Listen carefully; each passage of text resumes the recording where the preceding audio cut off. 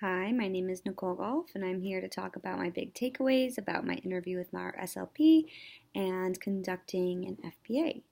So, my big takeaways with my interview were the 5 steps she told me about conducting an FBA.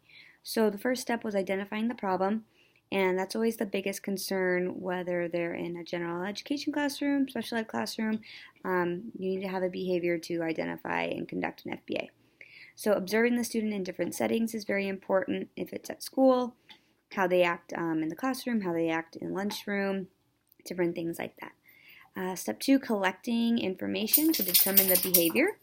So this could be done in direct or indirect assessments. Direct assessments could be the ABC observation form, and the indirect could be through interviews and things like that.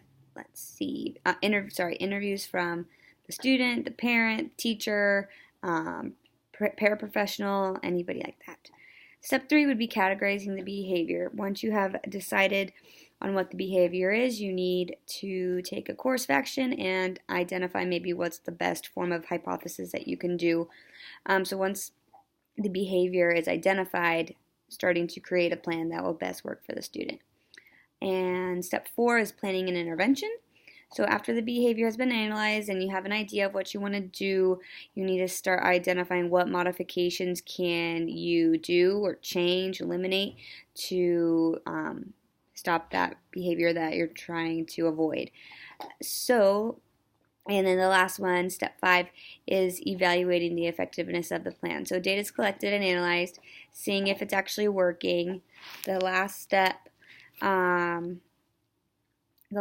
is doing more observations and seeing what else you can identify and what things can continue, what things maybe we need to change to best suit the student.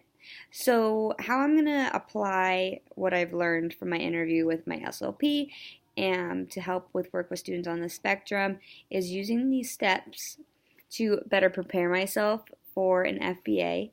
And really working with the general ed teacher, special ed teacher, paraprofessional, anybody who works directly with the student to get a better idea of how I can better suit their needs, as well as speaking with parents and seeing how the student is at home or in different community settings to eliminate behaviors in a classroom setting, school setting, or in a community setting. So, thank you.